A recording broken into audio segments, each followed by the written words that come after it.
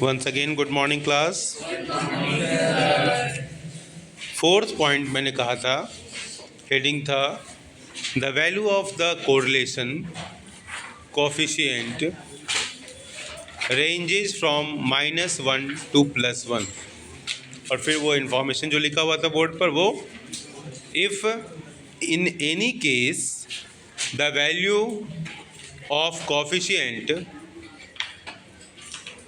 of correlation R is outside this range,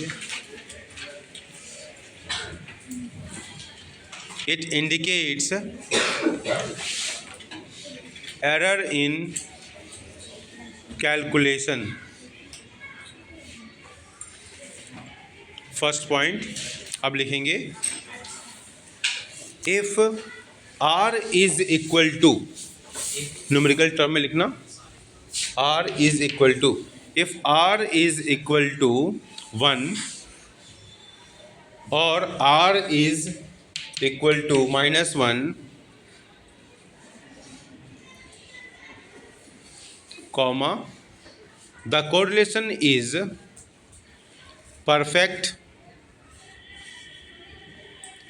and there is exact linear relation, and there is exact linear relation।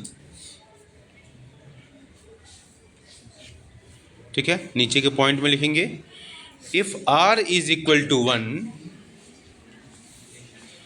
if R is equal to 1, comma, it means there is perfect positive correlation। If R is equal to 1, comma, it means there is perfect positive correlation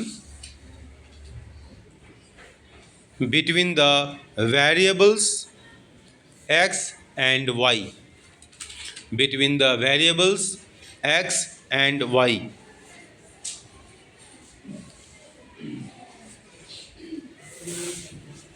If R is equal to 1, comma, it means there is a perfect positive correlation between the variables x and y। x and y, x को capital में लिखा करो, y को भी capital लिखा करो, है ना, ऐसे ऐसे, है ना, ठीक है।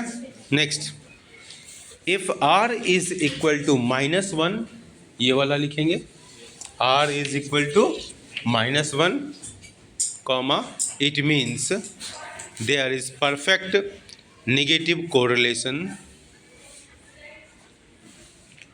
it means there is perfect negative correlation between the variables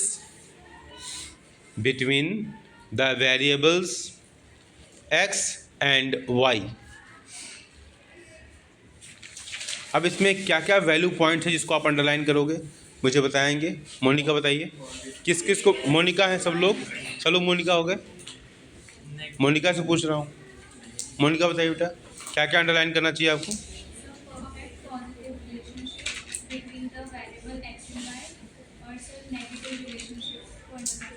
ठीक है, परफेक्ट पॉजिटिव कोरिलेशन को, ठीक है, R is equal to 1, perfect positive, R is equal to -1 उसको अंडरलाइन कर लें, और परफेक्ट नेगेटिव कोरिलेशन को अंडरलाइन कर लें। ठीक है, ठीक है, और वहाँ उससे पहले वाली लाइन में exact linear relation, if R is equal to 1 और R इज इक्वल टू -1 को अंडरलाइन कर लें। ठीक है, परफेक्ट और लीनियर रिलेशन को अंडरलाइन करें। ठीक है ना, यही चीज़ें आपको सीखनी है कि जब हम पढ़ते हैं किताब, है ना, जब टेक्स्ट बुक पढ़ते हैं तो इसी तरह से अंडरलाइन करोगे, तो साथ साथ आपके MCQ, fill in the blanks, true और फॉल्स, ठीक है, असर्शन, रीजनिंग, ये सारे क्वेश्चन आसान लगने लगेंगे। लेकिन हम ऐसे पढ़ते ही नहीं हैं।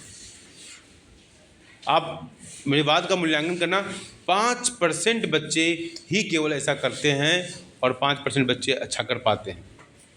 5% से भी कम संख्या है एग्जैक्टली इस क्लास में, उस क्लास में 1% होगी उस संख्या, और रिजल्ट इसलिए अच्छा नहीं होता।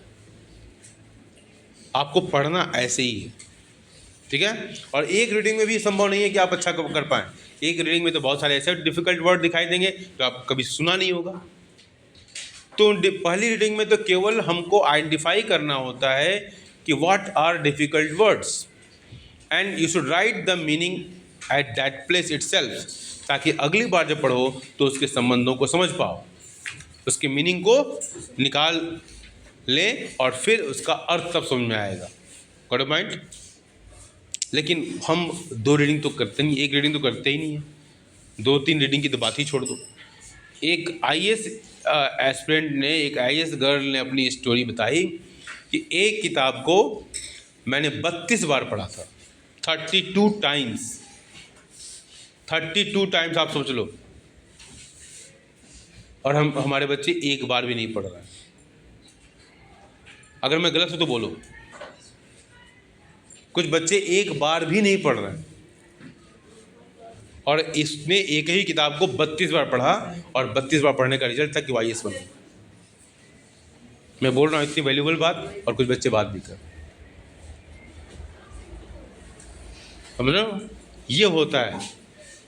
तो आज के डेट में भी जो मेहनत कर रहे हैं, मतलब वही जो कछुआ और खरगोश की जो कहानी है, वो हमेशा सफल थी, हमेशा सही साबित हुई है, और आज भी सही साबित हो रही है। समझ रहे हो? क्वेश्चन फ्रेम करने वाला क्वेश्चन इसी से फ्रेम कर रहा है, ठीक है, लगातार। मैं आपको आइडिया दे सकता हूँ, जीवन आपको अपना स्वयं बनाना है, ये तय बात है। जिसके अंदर जितनी मात्रा में यह बातें समझ में आ रही होंगी, वो उतनी मात्रा में उसका जीवन परिवर्तन हो रहा है। और नहीं समझ में आ रही तो फिर तो वही बात है, हिंदी में कहावत है, ढाक के 3 पात, है ना? ठीक है, हिंदी वाले से पूछ लेना इसका मतलब क्या है, ढाक के 3 पात। चलिए कहाँ तक लिखा? Next point, if r is equal to 0, if r is equal to 0, the 2 variables are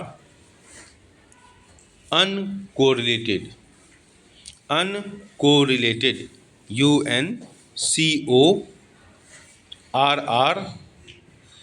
uncorrelated, uncorrelated. If r is equal to 0, the 2 variables are uncorrelated, comma, that is there is no linear relation, that is there is no linear relation between them, उनके बीच में कोई linear relationship नहीं है। ठीक है, ठीक है, linear relationship नहीं है, चाहे वो पॉजिटिव हो, सॉरी इस तरह से नेगेटिव होगा, चाहे ये पॉजिटिव हो। सप्लाई के जो कर्व होता है ना, वो पॉजिटिव रिलेशन, डिमांड का कर्व क्या है, negative.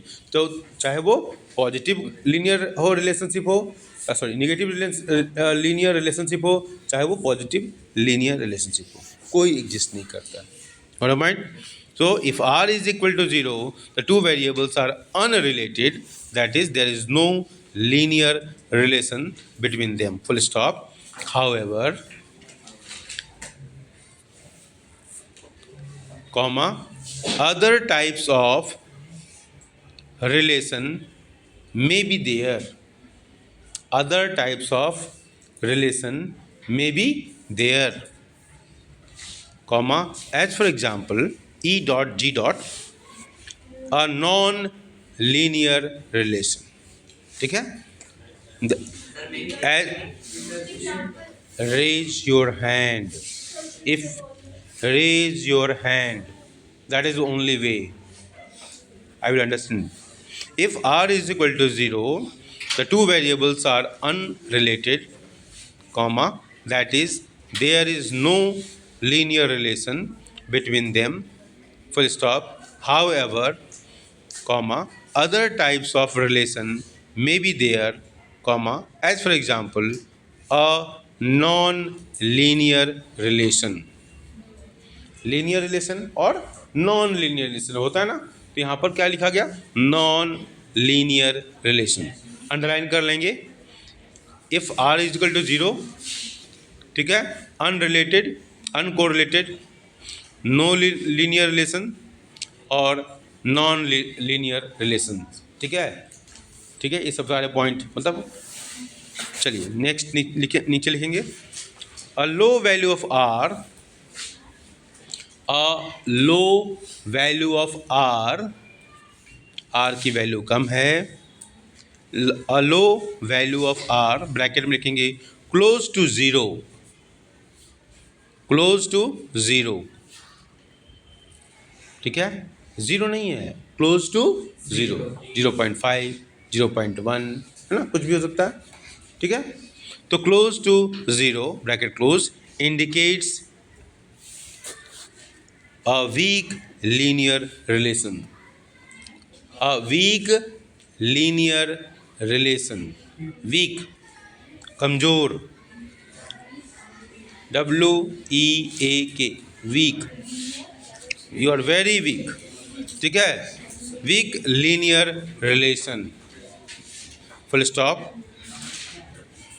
But there may be a non linear relation, but there may be a non linear relation, there may be a non linear relation. Next point, a high value of R, a high value of R, ठीक है, high value का मतलब क्या हुआ, either -1 के पास या +1 के पास, bracket में लिख दो, इधर -1 क्लोज टू -1 और +1, ब्रैकेट में लिख दो, इधर आइदर क्लोज टू -1 और +1, bracket close. A high value of R indicates strong linear relationship, strong linear relationship।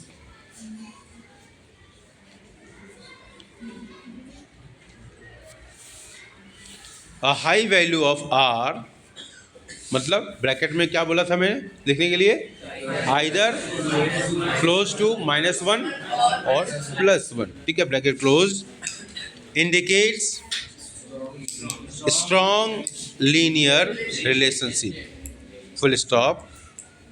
It's value is said to be, its value is said to be, said to be high when it is close to +1 or -1,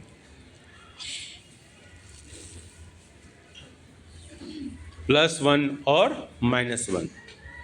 ठीक है, तो हमने क्या सीखा, हमने सीखा कि R की वैल्यू, अगर R की वैल्यू, पहली बात ये उसका रेंज क्या है, +1 और -1 के बीच में है।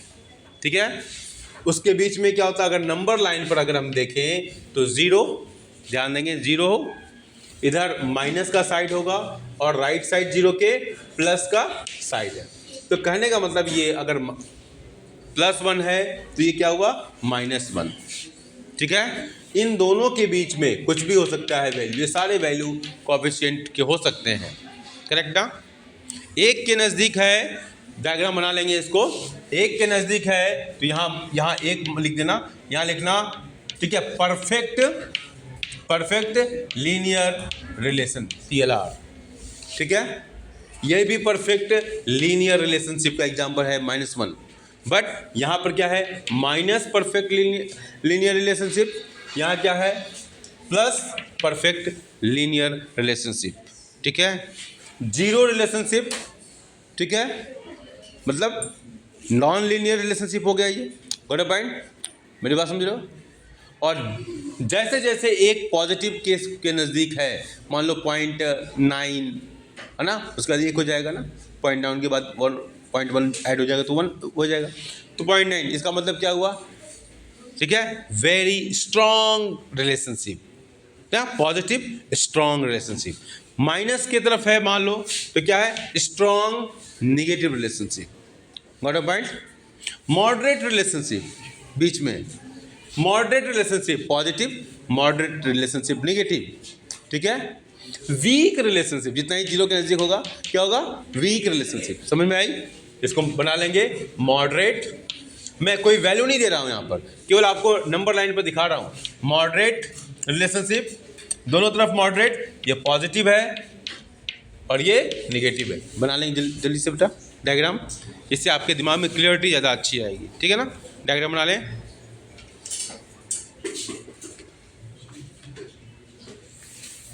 ठीक है,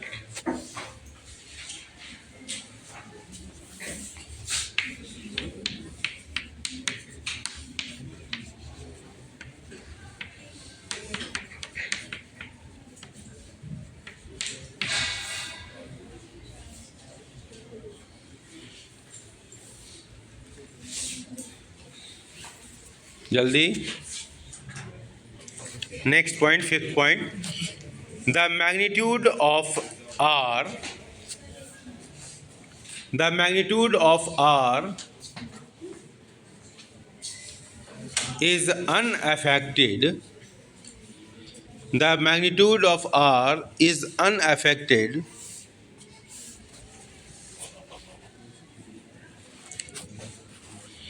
by the change of origin and change of scale.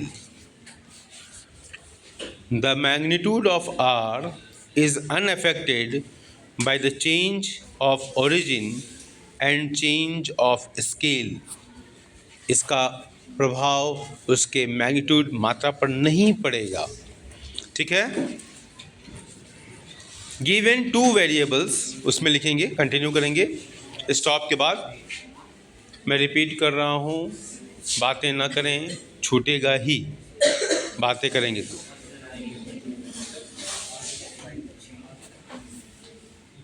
The magnitude of R is unaffected by the change of origin and change of scale. Full stop. Paragraph change. Given two variables x and y,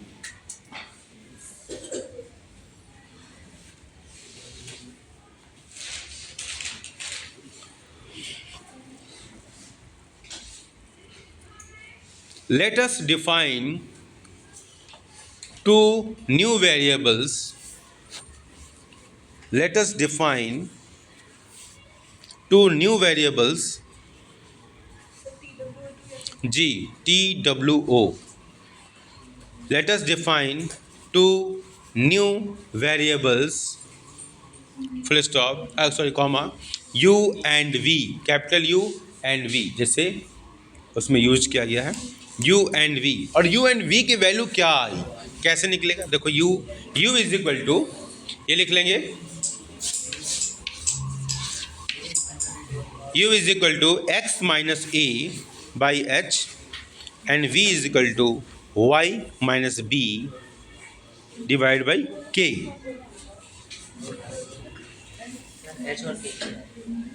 ठीक है, लिख लेंगे U is equal to x minus a divide by h and V is equal to y minus b divided by k, where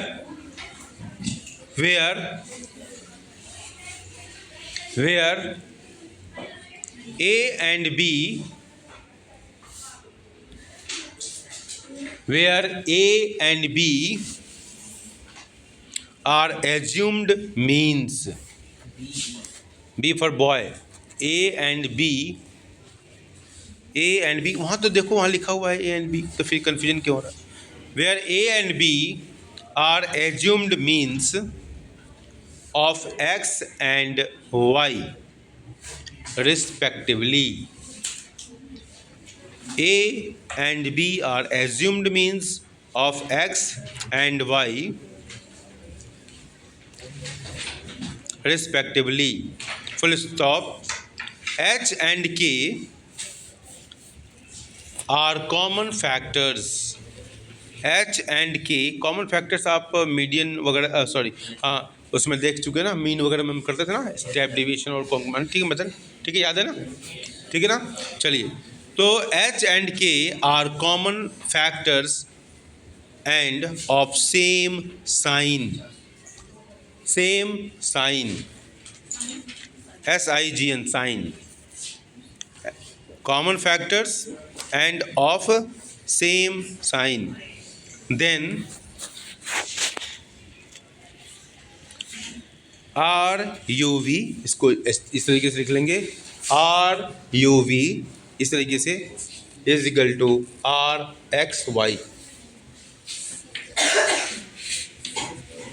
RUV is equal to RXY. ठीक है.